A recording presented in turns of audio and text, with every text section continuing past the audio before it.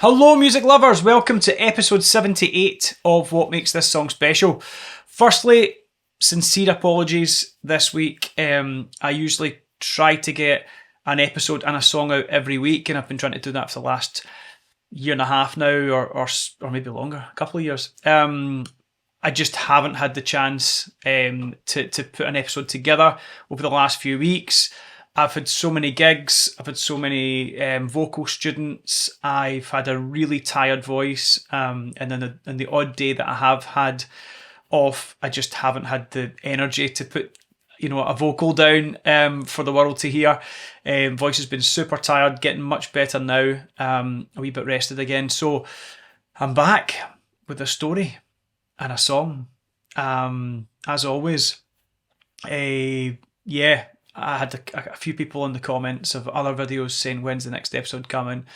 Thanks very much for that support, particularly from, great fans of the show like Chris Lodi in Norway and some others who were pestering me to put together a new episode. So I'm back. Thanks for the patience. And today we'll talk a wee bit about Wichita Lineman, which I know is a really special song for so many people. So I'm going to tell you why it's a special song to me, and we'll talk a wee bit more about the song just in a wee bit more detail, a wee bit about the singer, the songwriter, or the singers, because a lot of people have covered this song over the years. So we'll get into it.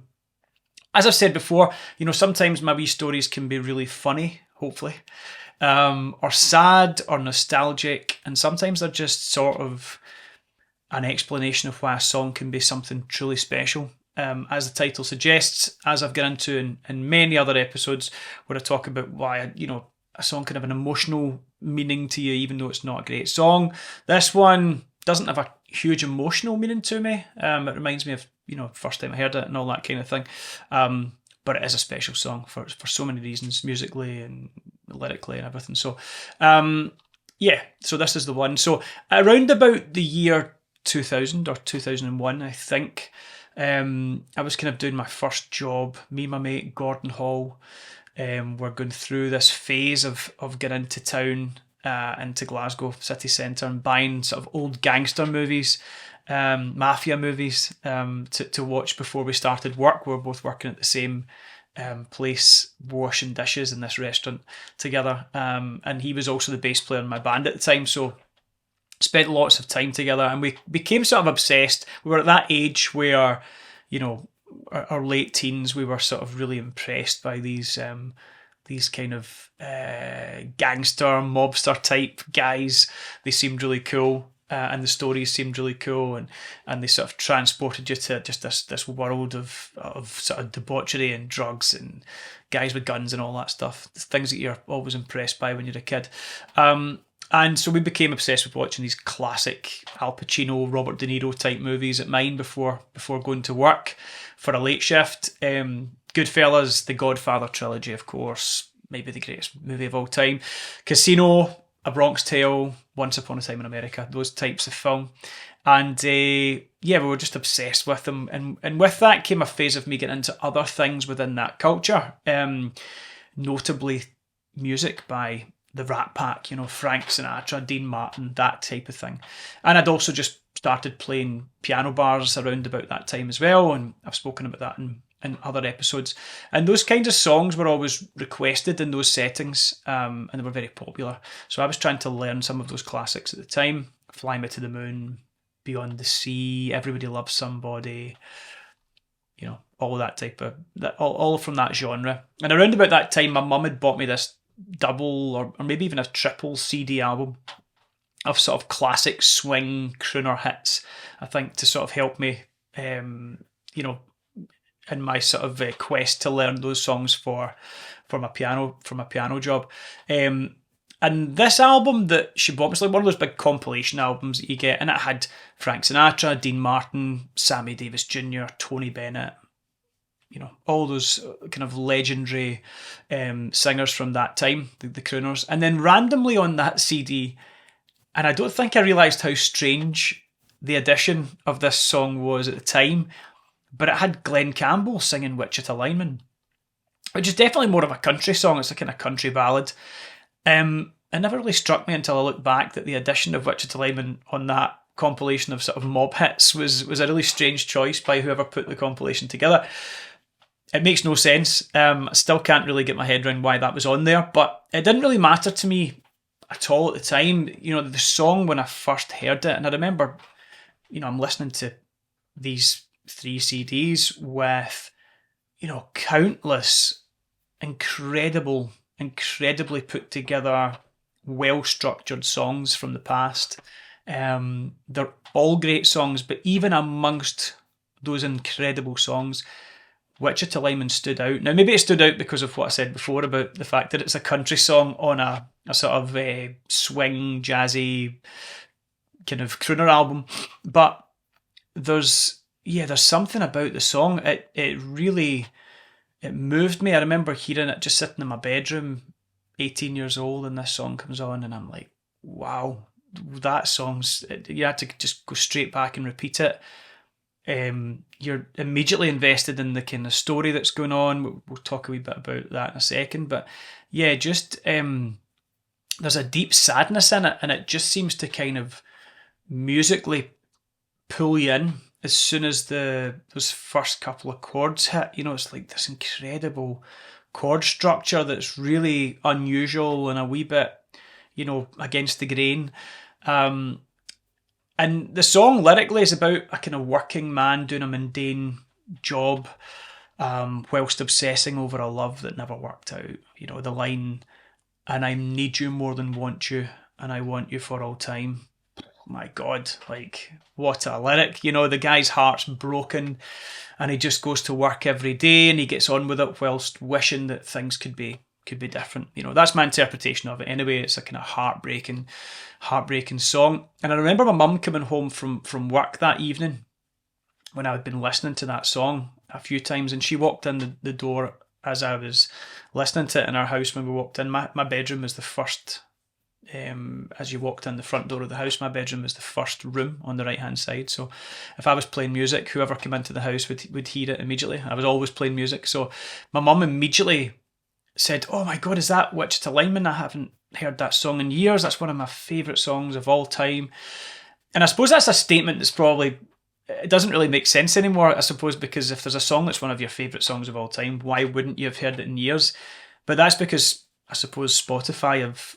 and the others have kind of made music completely worthless. That's another story. That's another rant. But back then, you actually had to own a physical copy of a song on CD or vinyl or cassette, and you didn't always have your favourite songs to hand. You know, things got lost in house moves, or you maybe lent it to a friend that never returned it, and you could go years without hearing one of your favourite songs. Whereas nowadays, you could listen to any song at the touch of a button. Totally different world musically to what it was like even, 20 years ago. So my mum was blown away to hear this song that she hadn't heard after all those years, and she just loved the song. She was talking about how much she loved the song. And it's not just my mum that loves the song. I've heard so many people in interviews over the years cite Wichita Lineman as their favourite song of all time. Celebrities, other singers, other songwriters. I remember Billy Joel talking about how it was just a masterpiece, and he did a cover version of it at a concert once, and he talked about it. And none of them really do a great job. I'm probably not doing a great job either of explaining why it's so special. I don't know. Like, nobody really knows. It's got this certain magic that's sort of unexplainable, inexplicable. It's just an incredible song. And I saw an interview a while back that made me think, oh, maybe the allure is something musical. Maybe it's, because I thought, well, of course it's something musical. It's something to do with the music, the lyrics, the everything. I suppose everything, the production of the original version, the kind of most famous one, the Glenn Campbell one. But its allure might have something to do with the actual musical structure of the song being quite unusual. I watched Jimmy Webb being interviewed by the legendary Rick Beato a while ago, about a year ago, and he said that James Taylor phoned him one night because he was so frustrated with the song. He'd been trying to learn Wichita Lineman to do a version of it himself, and he was told the song was in the key of F, and yet the chord of F major doesn't feature on the song at all. It doesn't feature once. And Jimmy Webb, who wrote the song, and we'll come back to him in a second because he's kind of important as the writer, he said that he had to go to the piano to double check, and right enough, the song dances around the key of F, but it never lands on an F chord. And that in itself is pretty rare, and if chords do anything in a piece of music other than being a bed for a melody, they add emotions, tensions, resolutions to let the listener know how the writer wants them to feel about the lyric. And when something is unusual or completely against the grain, against the kind of 4-chord norm for pop songs, maybe less so back then, but definitely that's the case now. When you hear songs like that where the structure's completely different, and then there's also an excellent story, all those things just come together, I suppose, to make something special. So amazing. Anyway, fast forward a few years, excuse me, I'm listening to a Ricky Gervais podcast, listening to him and Steve Merchant and Carol Pilkington, and laughing my head off as always at those podcasts. If you haven't seen those podcasts or listened to those podcasts before, you have to jump onto YouTube and listen to them. Incredible. And at the end of the episode, they played a bit of a song, because a lot of them are from like old radio excerpts, and I think it was Galveston, and Ricky says that was Galveston or MacArthur Park or whatever, from Jimmy Webb's 5 Easy Pieces album. A singer-songwriter playing a ballad on a piano, sold. Immediately invested in searching for, as always, I was searching for some great music, captivated by that little clip that I heard. And I jumped onto iTunes and I downloaded the album 10 Easy Pieces, and wow, just, oh my God, mind blown. And yeah, that album is like an education in songwriting. And it turns out that it was Jimmy Webb's favourite 10 songs. So I think when he turned 50, he decided to sort of take all of his favourite songs that he'd written and then just sit at a piano and do sort of broken down to the just piano and vocal versions. There are some orchestral things in some of the songs as well that kind of come in, but it's mainly just a guy, a 50-year-old man at a piano, sort of at a moment in his life where he's like, I'm going to look back at my younger years and play my 10 greatest pieces of work, pieces of art. And it's astonishing. If you've not heard the album, you have to listen to the album, 10 Easy Pieces. So a wee bit of a backstory on Jimmy Webb, though. I feel like I really need to explain a bit more about Jimmy Webb. He wrote some of the biggest hits of the 60s and 70s. Started his career off by winning a Grammy Award for Song of the Year at the age of 21, and he became one of the greatest and most successful songwriters of all time, writing numerous platinum-selling songs like Up, Up and Away, By the Time I Get to Phoenix, MacArthur Park, Wichita Lineman, of course, Worst That Can Happen, Galveston, All I Know, and wrote these songs for singers like Glenn Campbell, The Supremes, Linda Ronstadt, Art Garfunkel, Johnny Cash, Richard Harris, Willie Nelson. I mean, we can keep going. And he was adored by everyone. Frank Sinatra once said, I think, that he thought By the Time I Get to Phoenix was the greatest sort of sad song that he'd ever heard in his life. So, wow, what plaudits there, incredible. And the strange thing for me with Jimmy Webb was that his own singer-songwriter career never really made it to household name territory. I mean, he was hugely successful, but never as successful as a performer as the artist that he wrote the hits for. And I think he deserved to be. I think he deserved to be so much bigger than many of the artists that he wrote for, but also just bigger than he was as an actual piano-playing, singing pop star.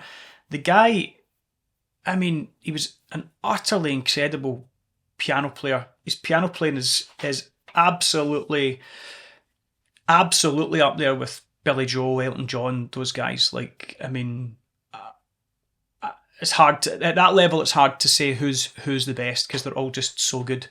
But some of the stuff that I've seen Jimmy Webb pull off on a piano is in a different planet to anything I've seen anybody else do. I mean, some of the chord structures and the chord changes within chord changes, incredible, like really incredible. Really hard to play a lot of the stuff because of the way he sort of improvises everything, and just an absolute piano playing master. Also a great singer. A great singer and a voice, we've spoken about that before, a voice that connects emotionally with, the great stories within the songs and the chord sequences that he's put together. His ability to break your heart with words. So much so that he looks like he's on the edge of crying sometimes when he's mid-song, like an absolutely amazing performer. And I suppose probably people are going to expect me to talk about Glen Campbell today, because the famous Wichita Lineman is Glen Campbell. Glen Campbell, sang the song. Glen Campbell was an amazing singer as well, a great performer, a real star, an incredibly underrated guitarist as well, Glen Campbell. But today I wanted to talk more about Jimmy Webb, because I feel like everybody knows Wichita Lineman as Glen Campbell, but Jimmy Webb is the genius that wrote that song, and I love his version. I actually prefer his version. The version on 10 Easy Pieces, where it's just Jimmy at the piano playing his own song. It's wild how good it is. You have to go and listen to it if you've not heard it. After you've listened to mine, which is coming up after this. Amazing. And just before lockdown, actually, and the COVID pandemic kicked off and stuff, just a few months before that, he actually came to Glasgow, and I got to see him perform all of those hits, just him and a grand piano in this intimate gig in Glasgow's Mitchell Library. And I got to meet him at the end as well. I'll put a wee photo of me and Jimmy meeting there a few years back, and what a guy. Just the stories he told in between songs. It was, one of those gigs where you just feel like you're in the sort of presence of greatness, musical royalty. So there you go. Jimmy Webb, Wichita Lineman, a masterpiece. And yeah, thanks for tuning in. I'm going to do a cover version of Wichita Lineman, one of my favourites. As I said, you'll see a wee box come up here any second. You can click on it and it'll take you to my cover version of today's song. As always, get in touch if you're looking for vocal coaching.